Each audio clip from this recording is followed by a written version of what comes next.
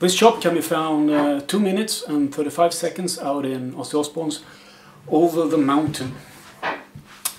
And as I transcribed this, I realized that it's overdubbed, and it seems like one of them is playing this using quite a bit more legatos than the other, and it sounds almost like one is alternate picked and one is using more legato figures.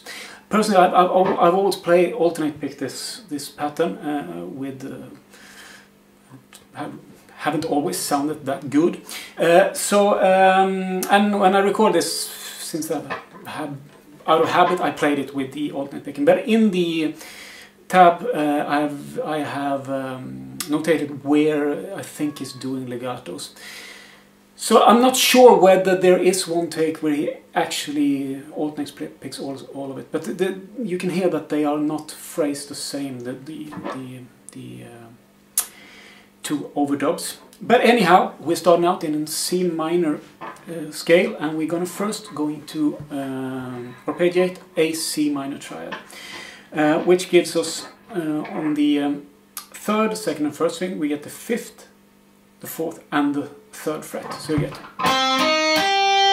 and then we add, so we get a C minor 7, 7th arpeggio. We add the 6th fret of the 6th fret of the first string, so we get this 3, 2, 3, 4, like that. And then starts a descending pattern in the C minor scale. So he goes from the 6th fret, he goes 4th, 3rd, and then he goes to the 6th fret of the 2nd. Alternates back to the 3rd fret of the 1st, and then back to 6th fret of the 2nd string. So you get. And he then does the same type of idea. He plays 6th fret of the 6th fret, 4th fret and 3rd fret, and then goes to the next string, the 3rd string, and so you get the 5th fret of the 3rd string, and then back to the 3rd fret of the 2nd string. So it's sort of a pattern there, and it sounds like this: 3, 4, 4.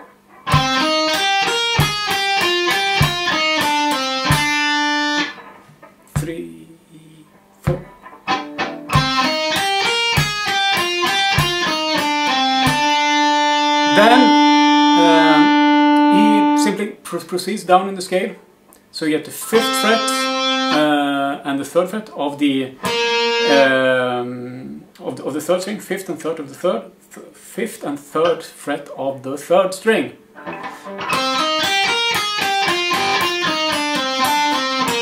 And then go to the 6th fret of the 4th string, back to the 3rd string, and then back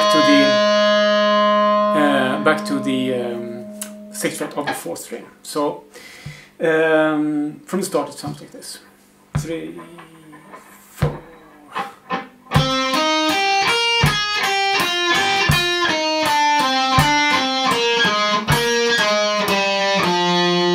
Then proceeds down in the scale. So you get the 6th, 5th and 3rd fret of the 4th string, and then you end up on the 6th string of the 5th, and alternates back to the 4th string, 3rd fret, and then back.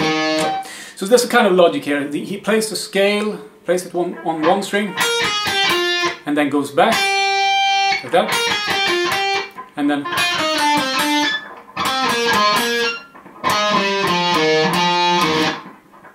so there's a sort of mechanical logic, but it's not rhythmical, because you don't get an even rhythmical pattern. So it doesn't sound like it is a pattern, but it is.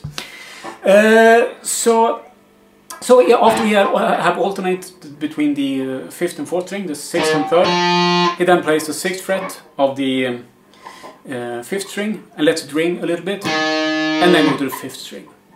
the 5th fret of the 5th string. Like that. So, it's hard to describe, but I'm going to play it a couple of times. That's the entire chop. So you start with the C minor triad, and then start this pattern where you play the notes you have available on the string, go to the next string and back.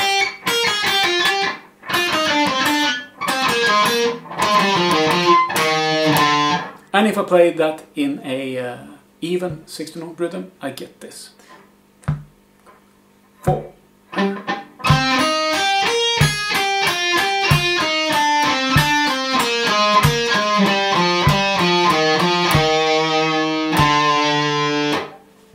So, that's the entire chop, and I'm going to play it 4 times. 2, 3, 4. 3, 4.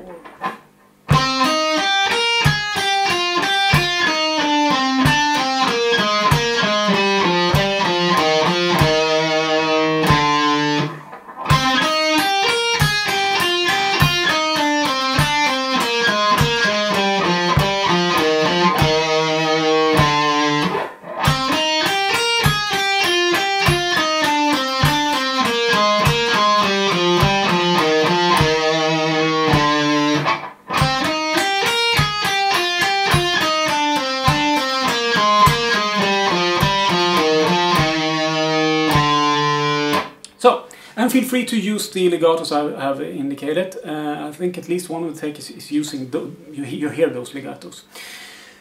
So, it's a great chop and also a very, very great exercise. So, I hope you find it worth the time.